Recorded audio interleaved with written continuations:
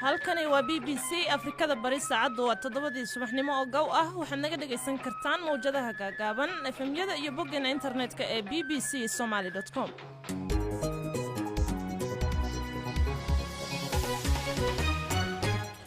kulantu wacan wanaagsan dhageystayaal waa subaxnimo sabti ah 25 Abriil 2020.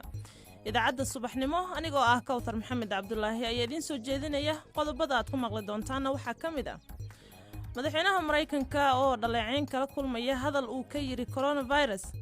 hay'adda WHO oo walaac ka muujisay in cudurka malaariyada uu sanadkan dad badan ku dili karo Afrika. Soomaaliya sidee ayay uga diyaarsan tahay? markana tira badan la qaybiyay wadanka oo dhan iyo daaweyntii iyo baaritaankii oo xarun walba laga helayo oo Soomaaliya. bariga Afrika oo looga digay ayax mar labaad ku soo rogaal celiya kana tira badan kii hore. hargeysa oo dumar ay u istaageen wacyigelinta bulshada ee cudurka COVID-19. Zimbabwena dad gaajaysan ayaa lagu soo warramayaa inay boobeen dukaamada ajaanibta. qodobo kale iyo wararka ciyaaraha ayaad ku dhageysan doontaan idaacaddan subaxnimo oo uu soo saaray Maxamed Cabdiraxmaan Sheekh.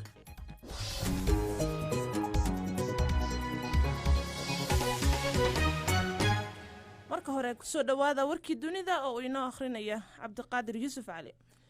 mahadsanid Kawthar. madaxweyne Donald Trump ayaa weli la kulmaya dhaleeceyno kala duwan kadib soo jeedintiisii ahayd in dadka la xanuunsan coronavirus lagu daweyn karo dawada disha jeermiska. dhakhaatiirta dadka soo saara dawooyinkaasi iyo qaar ka mid ah gobollada Mareykanka ayaa durbadiiba ka digay in haddii dadka qaba xanuunka COVID-19 lagu duro dawada jeermiska disha ay naftoodu khatar galayso. madaxweynaha dalka Brazil Jair Bolsonaro ayaa ka jawaabay wasiirkiisii cadaaladda Sergio Moro kaasi oo ku eedeeyay inuu faragelin ku sameeyay booliska federaalka.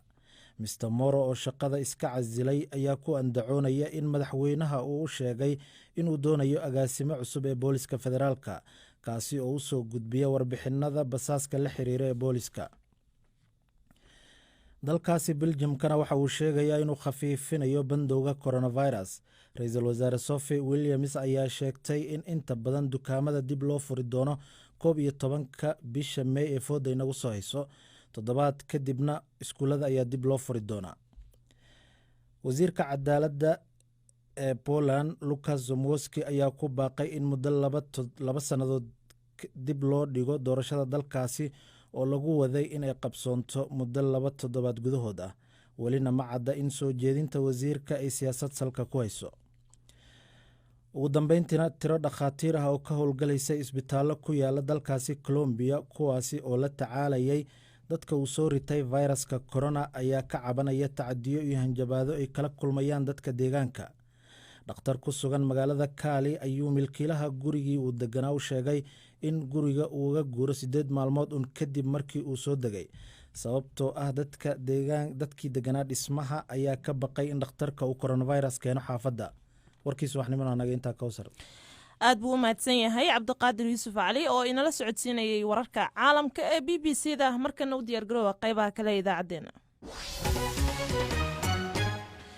subax wanaagsan dhageystayaal mar kale aynu ku bilaabnay tirada dadka Mareykanka ugu dhintay cudurka COVID-19 ayaa kor u dhaaftay 50,000 oo qof.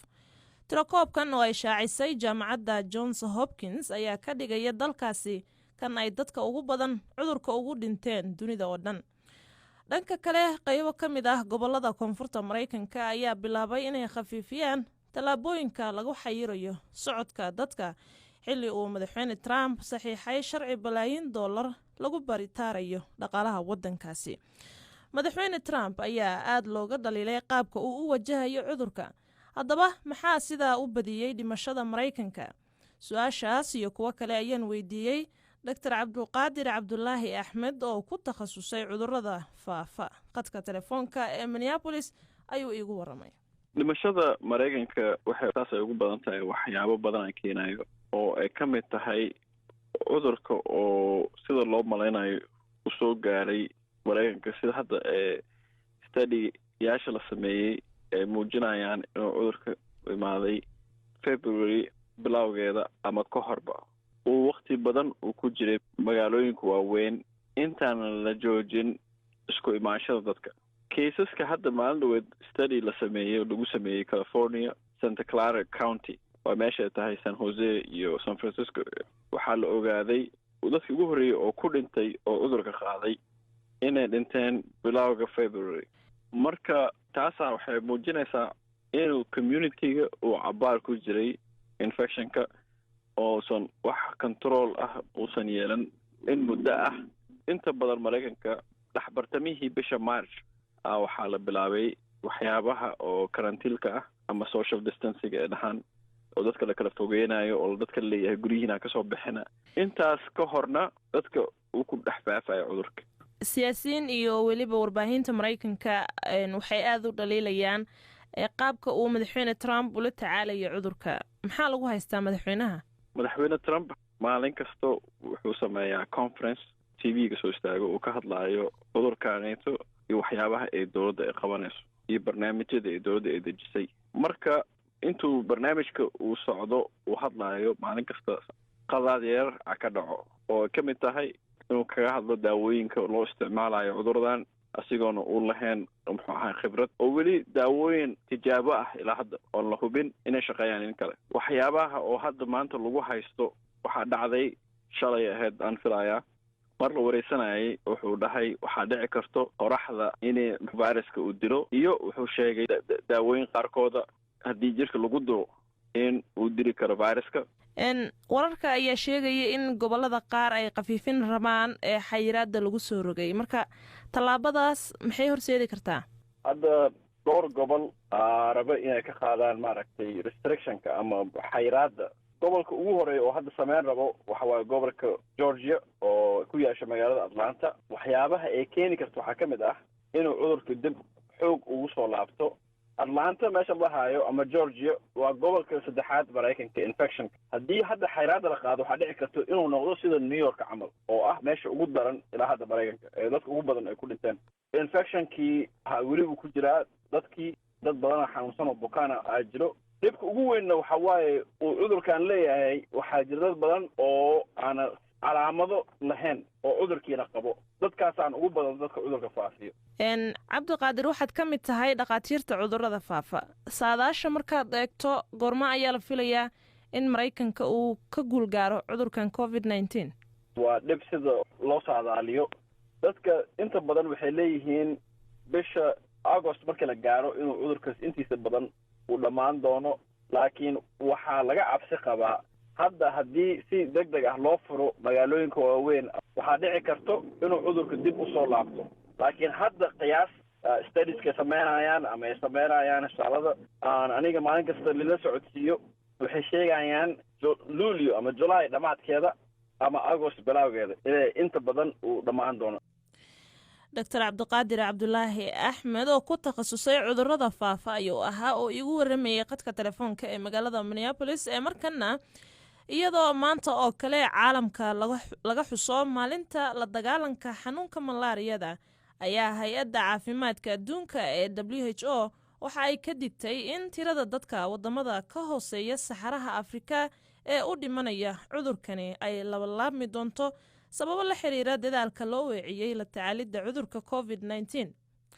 Xog ay soo diyaarisay hay-addan ayaa waxay muujinaysaa in ku dhawaad 760,000 oo qof oo ku nool wadamadaasi ay u dhiman karaan cudurrada ay keento kaneecada sababo la xiriira xayiraadaha ka dhashay cudurka COVID-19. Haddaba Dr. Cali Cabdiraxmaan Cusmaan oo ah madaxa ka hortagga cudurka duumada ee wasaaradda caafimaadka ee Soomaaliya ayaa arrintaasi ugu waramay Cabdifataax Ibraahim Cagayare. Xeerka duumada ee Soomaaliya sanadihii la soo dhaafay sidii awal oo zaid u ahayd ma ahayn mar walba si gradually u soo dhacaysay, laakiin hadda waxaa laga cabsi qabaa maadaama adduunka uu ku mashquulay COVID-19 in hadda meel walba la gaari karin, marka neecooyinka la geyn karin, buufintii imeelihii la aadi karin, wadankii oo dhan la xirxiray, dadkii xarumihii si toos ah aysan u aadi karin. Waxaa laga yaabaa inay sidii hore ka badato, laakiin hadda 3 sano la soo dhaafay waxay ahayd gradually ay hoos u dhacaysay markaan tusaale ahaan aan kasoo qaado sanadii 2016 waxay ahayd 35,637 case ayaa positive ahayd. sanadkii ku xigay waxay ahayd 35,138, kii kusii xigay 31,021 case ay ahayd. hadda sanadka 2019 waxay ahayd 28,779 kaysaskaas. marka waxay kutusayaan in si gradually ay u dhacaysay oo u yaraanaysay. doctore, marka dabcan markaad tirada noo sheegtid waxaad caddaynaysaan in ay hoos u soo dhacaysay tirada dadka uu ku dhacayay xanuunkan malaariyada ee Soomaaliya. marka maxaad samayseen oo idiin sahlay in xanuunka dadka ku dhacay aad yaraysaan? shaqooyin aada u badanaa la qabtay. waxyaabaha la sameeyey waxa waaye markaneecooyina waxaa loo qeybiyey xarumaha caafimaadka hooyooyinka meesha ku dhalo iyo hooyooyinka soo booqdaba waa la siinayey, iyo guud ahaan markaneeco tiro badanaa la qeybiyey waddanka oo dhan. sidaas daraaddeed ayay ku yaraatay, iyo daaweyntii iyo baaritaankii oo xarun walba laga helayo oo Soomaaliya. waxaad sheegtay in aad xilligan ka cabsi qabtaan in malaariyada ay dib u soo laba kaclayso maadaama la galay xilli roobaadka coronavirus dalkii uu soo galay. maxaad dadka u sheegaysaan marka si malaariyadaas looga xakameeyo? dadka waxaan u sheegaynaa qandhada oo corona iyo qandhada malaariyada isku mid ma aha. qandhada corona qufaca la socdo, malaria qufac lama socdo. qofka haddii uu qandhado mar walba corona ayuusan u ordin, oo xarumihii caafimaadka sidoodii ay u yaalaan, baaritaankii iyo daaweyntii inay xarumaha caafimaadka ay aadaan, inay macnaha markaneecada ay hoos seexdaan, qashinka iyo biyaha meelaha ay fadhiisanayaan ay iska hagaajiyaan. intaas haddii ay sameeyaan kaneecada waa laga nabadgelayaa insha Allah. dadka aan haysan markaneecada ka waran maxay samayn karaan? dadka inta ugu badan markaneeco way haystaan waddanka sida aan ognahay. inta aan markaneeco haysan waxay samayn karaan haddii biyaha meelaha yaalo isnadaafadaas ay ku dadaalaan, kaneecada meesha kuma dhalanayso. kaneecada waxaa u daran meel ay ku dhalanayso haddii ay hesho ayay meesha imaanaysaa. haddii laakiin meelaha ay ku dhalan lahayd la iska hagaajiyo, nadaafada si fiican loogu dadaalo, markaneeco looma baahna. doctor cali, waxaad noo sheegtay tirada dadka uu ku dhacayay xanuunkan malaariyada ee Soomaaliya inay hoos u dhacaysay sanadihii ugu dambeeyey. marka ma ognahay tirada dadka u dhintay cudurkaas? sanadkii lasoo dhaafay tirada cudurkaas u dhimatay Soomaaliya waa 31 case. dhimashadeedii sidaas haddii loo fiiriyo inta laga helay saas uma badna, laakiin ma rabno intaas xataa inay naga dhimato. haddii ilaah yidhaahdo waana ku dadaalaynaa insha Allah saan usii yarayn lahayn. laakiin doctor caliyow, in 31 qof oo keliya ay malaria Soomaaliya ugu dhintaan waa tiro aad u yar, soo ma ahan oo laga shakin karaba inay taa sax tahay? waa tiro aada u yar, laakiin shaqooyinka la qabtay meel walba oo mudul ku yaalo ama qof joogo, daawadii la geeyey, baaritaankii la geeyey oo fududaay oo rapid diagnostic test ah ayaa waxaas yaraynayo.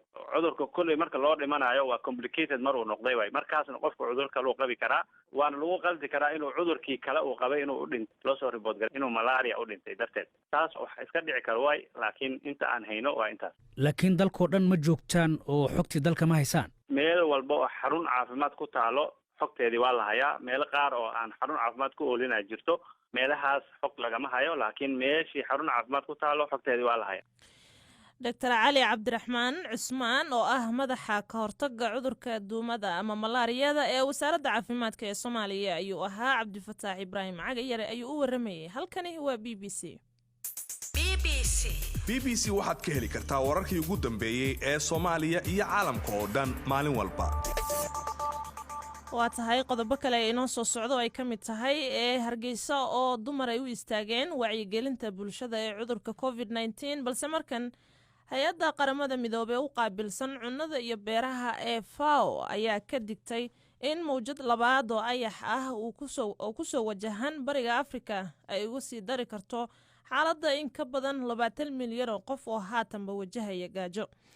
mawjadaasi labaad ee ayaxi ayaa la rumaysan yahay in 20 jeer uu ka ballaaran yahay kii sanadkii hore ku dhuftay gobolka. wadamada Itoobiya, Soomaaliya iyo Kenya ayaa ah kuwa uu sida ba'an u saameeyay ayaxani, sida ay ku soo waramayso wariyaha BBC-da ee Catherine Bayruhanga. warbixintaasi waxaa soo jeedinaya Mucaawiye Maxamed Buraale.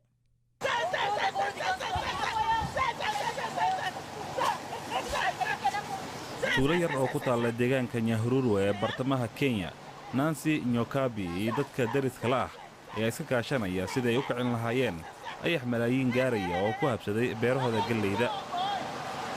waxay adeegsanayaan wax kasta oo suuragal ah sida inay biro garaacaan, balse ayaxani ayaa u muuqda mid baahan oo fursadani ka faa'iidaysanaya. Saa wakati huu tunatumia hizi vitu kufukuza hizo locust. Waxyaabahan ayaan hadda u isticmaalaynaa inaanu kula dagaalanno ayaxa, balse marka aad meel ka kiciso waxa uu u guurayaa meel kale oo sida ayaan isaga daba wareegnaa. Waxaan ka codsanaynaa dawladda inay nagu caawiso suntan lagu buufiyo si aan isaga ceyrinno ayaxa. Kutuletea dawa ili itusaidie kufukuza hizi locust. tan iyo sanadkii hore wadamada bariga Afrika oo dhibaato ba'an kala kulmayay ayaxa xoogan ayaa bilaabay in cir iyo dhulba ay kala dagaalamaan ayaxa, balse inkastoo horay loogu digay waxaa dadaalada xagaldaaciyay dhaqaale la'aan iyo in ay u babacdhigi waayeen tirada ayaxa oo aad u badnayd.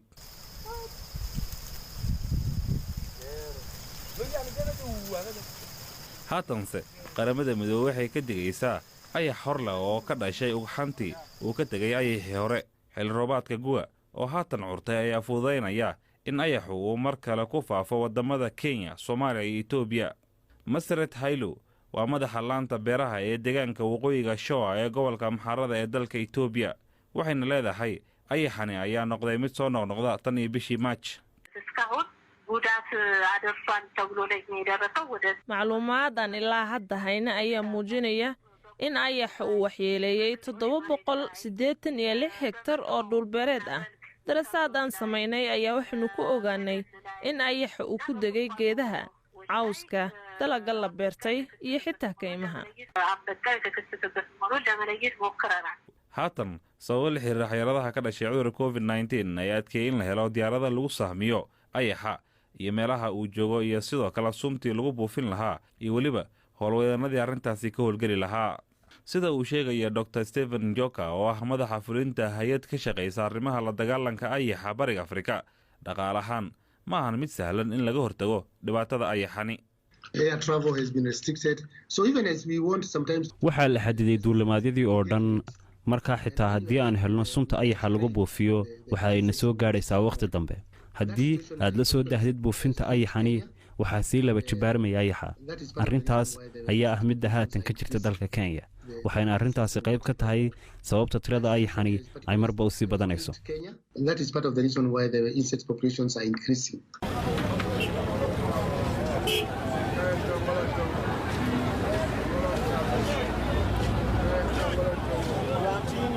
inkastoo dowladaha wadamada bariga Afrika ay dukaamada cunnada iibinaya u ogolaadeen inay sii furnaadaan xilligan oo ay jiraan xayiraado la doonayo in lagu xakameeyo cudurka COVID-19, haddana waxaa walwal hor la abuuraya suurtagalnimada ah in dhibaato dhaqaale hor leh ay saamayso wadamadani. haddase waxaa jira arrin kale oo murugadeeda leh, waana midda ay qaramada midoobay haatan ka digayso oo ah in ayaxu uu 400 oo jeer ka badnaan doono kii hore meesha lagu gaaro bisha Juun ee sanadkan. Cyril Ferran waxa uu ka tirsan yahay hay'adda qaramada midoobay u qaabilsan cunnada iyo beeraha ee FAO.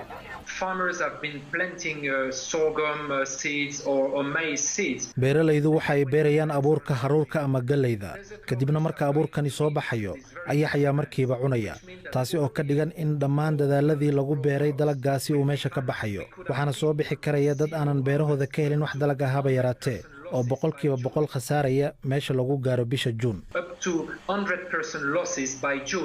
in ka badan 20 milyan oo qof oo ku nool bariga Afrika ayaa haatan wajahaya cunno la'aan ba'an sabab xiriir isbeddelka cimilada adduunka, dhaqaale xumo iyo colaad. waxaana haatan khubaradu ay isku dayaan inay qiimeeyaan xaaladda ka dhalan karayso dhibaatooyinkan isbiirsaday ee sida ayaxa iyo cudurka COVID-19 ay u saameyn karaan nolosha dadka gobolkani. aad buu u mahadsan yahay Mucaawiye Maxamed Baraale oo inala socodsiinayay warbixintaasi la xiriirta ayaxa. markana magaalada Hargeysa waxaa wacyigelin ku aadan khatarta cudurka COVID-19 ka wada koox gabdho ah oo isu xilqaamay inay shacabka gaarsiiyaan xogaha muhiimka ah ee ku saabsan xanuunka. hablahan oo ay ku jiraan dhaqaatiir ayaa gawaari codbaahiyayaal leh ku mara xaafadaha magaaladaasi. Nafisa Maxamed Xuseen oo gabdhahaasi ka mid ah ayaa u warantay wariyaha BBC-da ee Khadar Xaaji Cabdullaahi. toddobaadadii ugu dambeeyay hawshan waan wadnay, waxaanan u wadnay inaan wacyigelin bulshada ka siino xanuunkan iyo khatartiisa.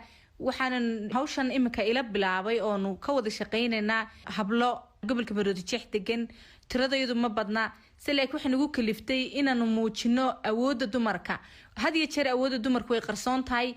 maadaama wacyigelintan aad wadaan caafimaadka la xidhiidho idinku aqoon caafimaadka ma u leedihiin tiim caafimaad baa nagu jira ilaahay khayr ha siiye adna aadan dhakhtar oo ah maamo qaranka Somaliland meel muhiim ugu jirta ayaan fikirkayga la wadaagay iyaduna ay sideeda u waday muxuu wacyigelinta iyo u diyaar garowga ka hortagga xanuunka coronavirus way la qaadatay marka waxay nagu caawisay koox dhakhaatiir iyo muxuu qalabkoodii wata wacyigelintan iyaga hadda nala bilaabay marka hadda waan koobanahay laba gabdhood saaxiibadahay ah ayaa hawshay la wada Qani Cabdi Caalin iyo Raxme Xaaji Cabdilaahi oo iyaguna ka bilaabay iyaguna dhinacooda u wada tiimkan caafimaadkana waxaan ku soo wareegaynaa magaalada Hargeysa marka adiga iyo tiimkaagu sideeba dadkii aad wax uga dhaadhicisaan oo aad wacyigelisaan waxaanu sameynaa qadarow fariimaha caafimaadka aan markay backgroundkayga waxaan ay saxufiyad marka waxaan isticmaalanaa microphone iyo qalab anagu sheegina dadka inay faraha iska meedhaan in ay kala fogaanshiyaha ku dadaalaan salaanta in la joojiyo in qofka dareema calaamadaha coronavirus uu caanka ku yahay in uu gurigiisa joogo oo uu reerkiisa badbaadiyo qol gaar ah isku xidho isilaaliyo dadkeen waa dad kala gacal badan waxaan u sheegnaa inay joojiyaan inay soo boqdaan qofka xanuunsanaya waayo hawada lagu kala qaadaa fayraskani waa khatartiisa aad u fara badan bulshadu way ballaaran tahay ma dhinac gaar ah idinku xoog saaraysaan waxaan anagu imika targetkaygu yahay bal horta dadka danyarta meelaha isku raranka inaan horta saarno awood ugu fara badan alxamdulillah Ramadaan bay naga soo gashay laakiin waxaan jecelnahay inaan sii wadno inta badan dadkeenu waxay u barteen hay'adaha internationalka donorska inay dhaqaale ka sugaan marka anagu hay'ad ma sugayno lacagna anagu caalamka kama sugayno waxaan leenahay bulshadeena caalamkiyaan ku xidhnaan caalamkii isagii baa dhaqaale haysano baabay dadkii caafimaadkii dhaqaalaha fiicnaa ee aynu inagu isku tashano kol haddii aad dadka ku dhex jirtaan oo idinku microphone aad la dhex wareegaysaan oo aad ka duwan tihiin dadka idaacadaha iyo TV-yada wacyigelinta ka wada in dadku sideedii arkaan idinka miyaana wax idin su'aalin su'aasha ugu badan khadarow waxay tahay dad waaweyn baa noo yimaada adarmaas nasiiba halkan aska ku xidhantii nasiiyaan isku ilaalino galoofas nasiiya qalabna maanaan bixinayno maanaan sidanin ta kale waxay nagu yidhaahdaan in qaarkood ma fahansana xanuunkiyo bismillaahi raxmaani raxiim dad muslimaan nahay idinkii baa coronavirus qaba naga taga idinkii baa coronavirus qaybinaye maadaama afkii aanu xidhannahay maskan afka lagu xidhanyayna inta badan cuqdad baabay ka qabaano way kugu qoslayaan marka bulshadeena waxaan u soo jeedin lahaa faraxalka ilaaliya in kala fogaanshiyaha ku dadaala maqaaxiyaha iyo meelaha cuntada ka cunaysaana iska ilaaliya qofku intuu caafimaadkiisa ilaalin kara muhiim xanuunku daawo ma laha ka hortagna ma laha talaal ma laha in khatartiisa iyo dhimashadiisuna aad bay u badan tahay wacyigelinta un baad halka ka sii wadaysaan mise tallaabooyin kale idin muuqda والله horta hadda waxaan wadnaa waa wacyigelin iyo hadal laakiin waxa weeyaan horta dad baahan baaba jira